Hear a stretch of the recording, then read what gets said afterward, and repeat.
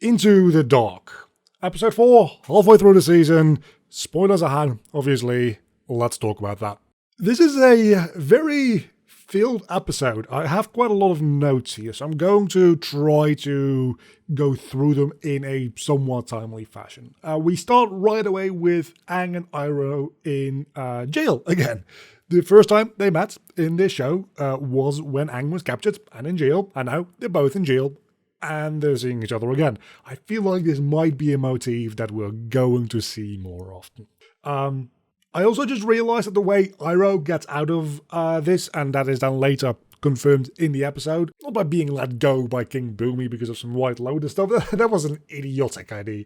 It's obviously the Iroh rescue scenes from, I believe, usually in parallel with the Hey Boy episode, that just works into this episode instead. That makes a lot more sense.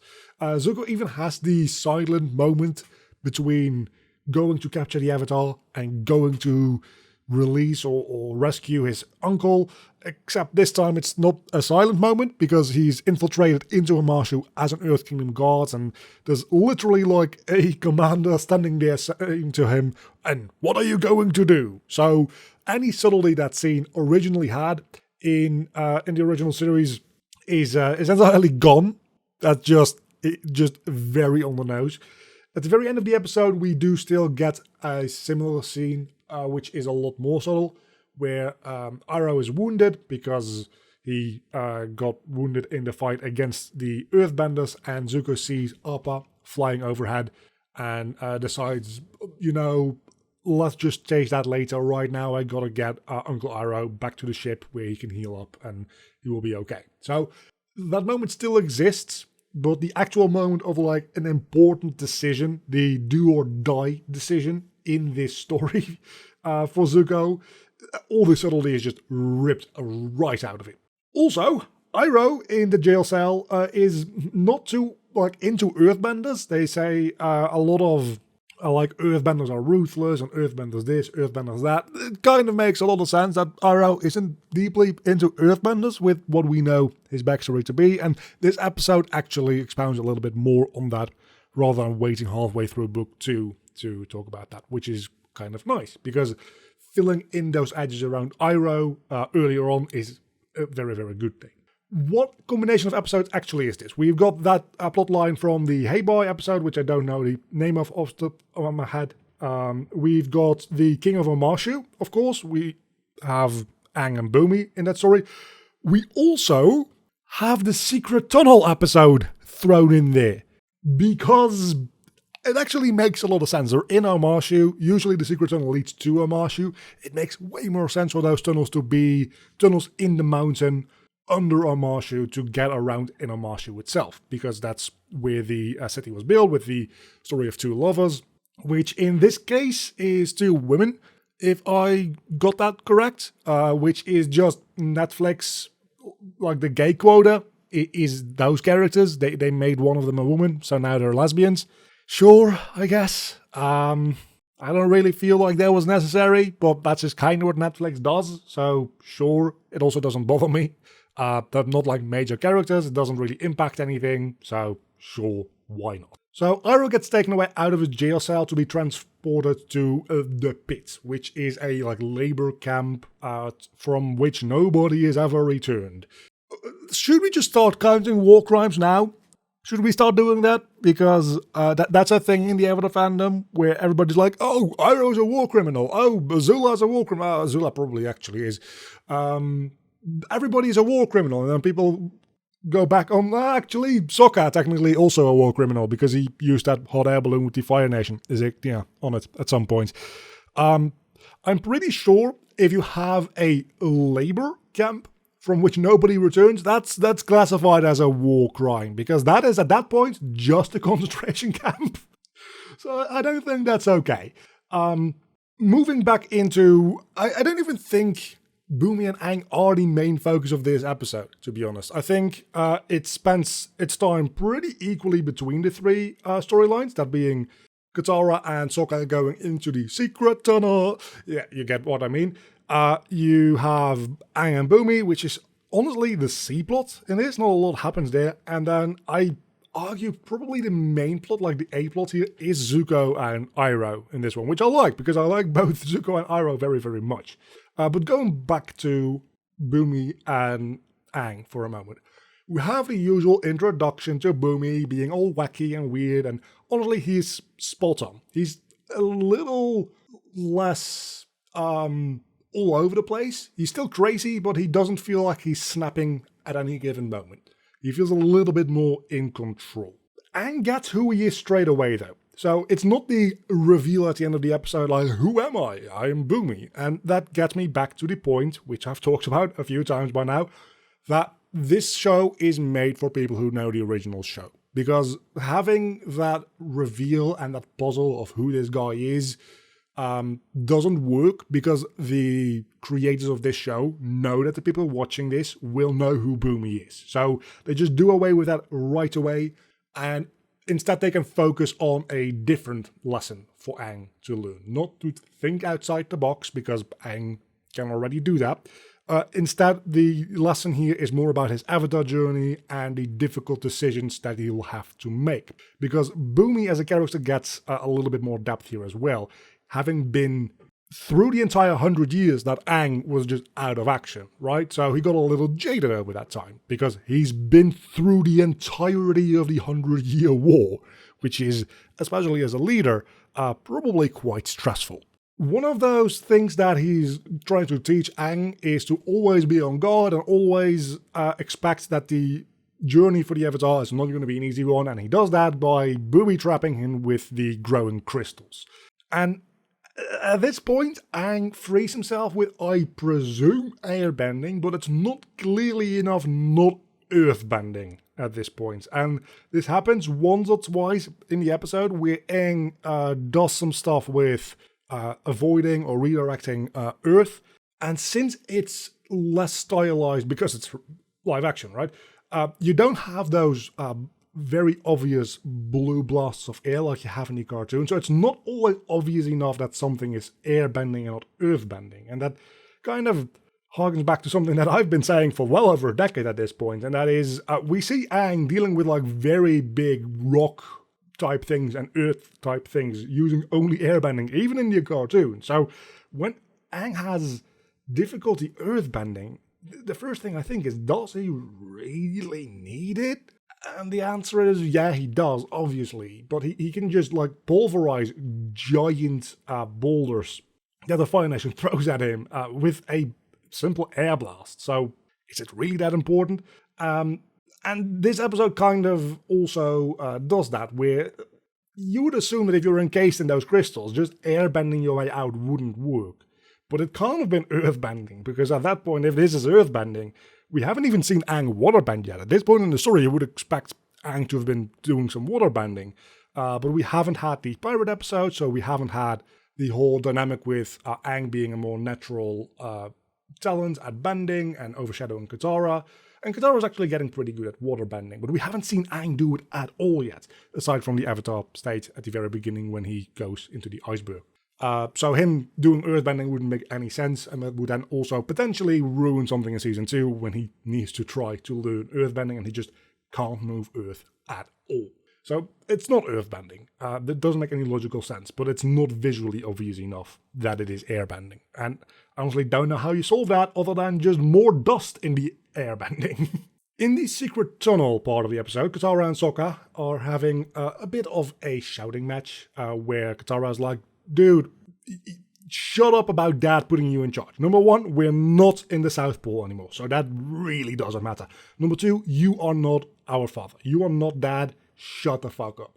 Which is another step in Sokka's reality check and slow character arc and coming around to actually becoming that kind of person without relying on those sexist plot points that he early on has in the cartoon version, which has been a going theme in these reviews, talking about that, because at first I was really worried about that. I'm kind of coming around to it. It's being done well. I still don't like the reasoning behind why they removed it, because I still think that is bullshit, but credit where credit is due, the actual product that they're delivering does this very, very well. I also do like that the crystals in the secret tunnel caves are entirely a red herring in this version. They discover them very early on, and they're like, okay, let's put out these the lanterns that we have and follow the crystals. And Katara was like, they're literally all over the place. They're random. They're not showing us a path. And Sokka's like, no, we need to follow them. And everybody watching this is like, yeah, you need to follow them. That's how the story goes. That's how the cartoon did it. And it plays with your expectations because it knows we've seen the cartoon. So it's like, okay, you think that, but nope. Nope, they do just straight up lead to a dead end. And instead what ends up happening is the Badgermoles can sense the people's emotions, and they will be, if you're scared or angry or whatever, they will also be aggressive. But if you have a heart full of love, they will be docile and they'll help you. Meaning that the bending and emotions of those benders are more tightly linked together than I maybe initially thought a few episodes ago. More so even explicitly maybe than the original show. Of course, like, your mental state and your emotions had huge impact on your bending, especially with more advanced bending like lightning generation, right? That really requires like peace of mind and that kind of stuff. But between the last episode where Jet helped Katara through some emotional blocks, and this time the Badgermoles being able to like sense the emotion around them, it feels like emotion is way closer tied to your ability to bend, even on a more basic level, which I think is interesting. I still think that the magic system has been made a lot more shallow from what I can see so far, but there certainly is still room for that to expand into something on a similar level to the original show, hopefully, at some point.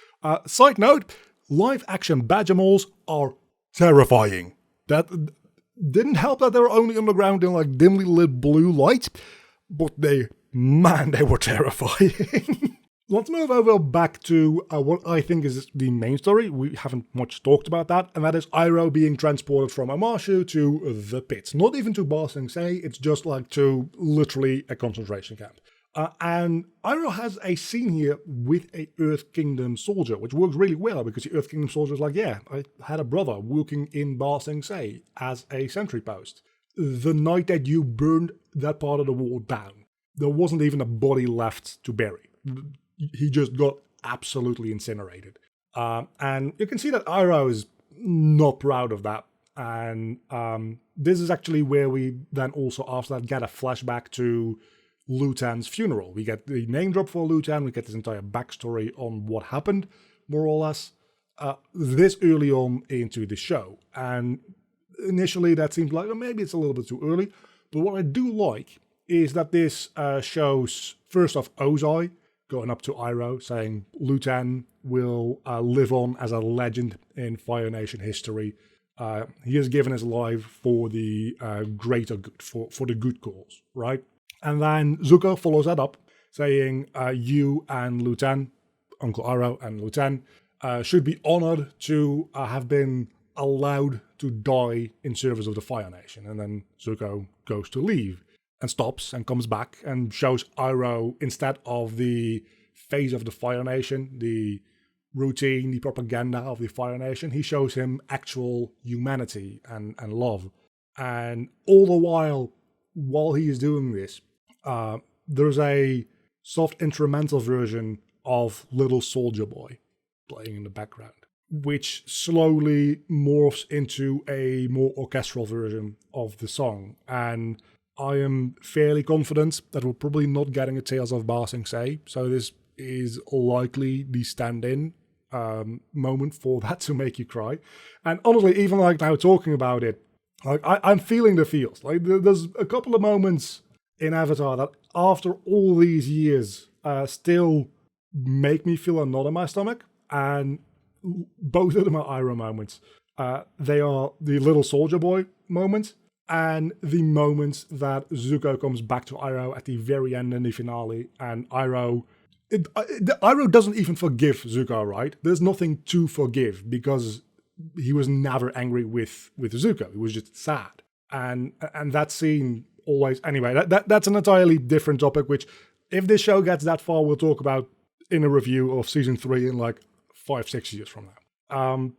But this scene definitely also did manage to hit me in the feels. And part of that is the fact that that music plays in the background and I'm just conditioned to get sad whenever I hear that song. But also just the acting on display in this scene.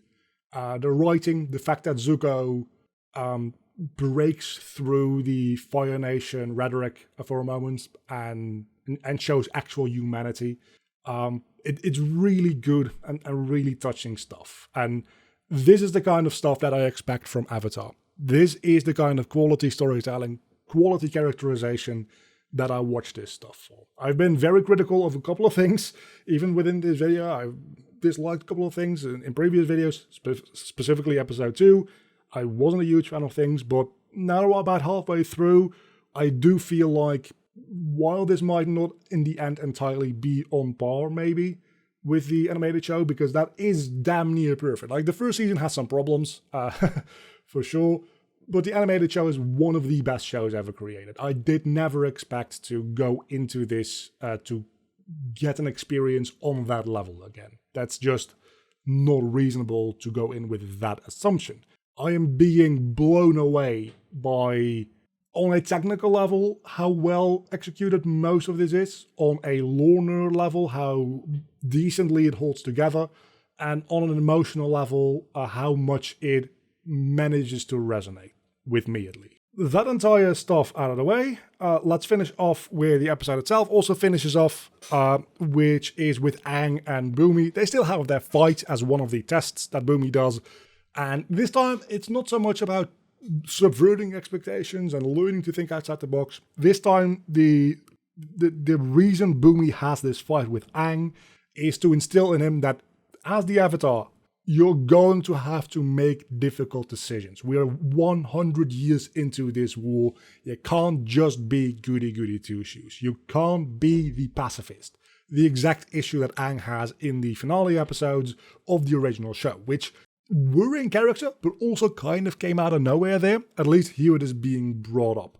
Bumi puts him into a situation where he's like, if you want to survive this, there's two huge boulders above either of the head, which Aang both is holding up, and he's not doing well. If you want to survive this and not get crushed yourself, you're going to have to let go of the boulder above my head. And you're going to have to get used to the idea that sometimes you have to just take someone out for the greater good. You have to be able to make these difficult decisions. As the leader of a city, I have to decide, do I give the last rations to hungry children or to the soldiers? Do I have to save one town or the other? Some people are going to die. I just can choose which people live. But in doing that, I also choose which people die. And as the Avatar, you're not the scale of a city. You are doing this on the scale of the world. You're 12 years old, sucks for you, but you're gonna have to get used to this. And I do think it is a fantastic choice to bring up this topic of this responsibility this early on, because it is, in the end, the thing that is the major conflict in the finale of the series. And if there's one thing that the original show really does not do well, it's stick the landing from a purely narrative point of view. The animation and like the spectacle of it is amazing in the finale of the original series, but the conflict resolution of Aang not wanting to kill the Fire Lord and just getting gifted a Deus Ex Machina power is, I think, universally disliked. If they get more slowly built toward that, having all the series to build toward what am I actually going to do with that, they might also be able to more slowly build up the solution to that. I don't know how that would happen. Presumably he would then learn to energy bend through other methods than a giant lion turtle showing up, I would hope, but I don't know. Long story short is I've started to, in these 2 episodes, go from cautiously optimistic to actually thoroughly enjoying this show. And as I'm recording this right now, this is the last episode I've watched for today. This is the last thing that I'm recording for today. I'll be continuing on tomorrow. That is the 23rd. I'm doing this very back-to-back, a lot at once. And I cannot wait to see what the second half of the season has in store. Now that we have had the more troublesome beginning. We have some kind of stride going on. We have a rhythm. I think that the second half of this season is going to really blow me away.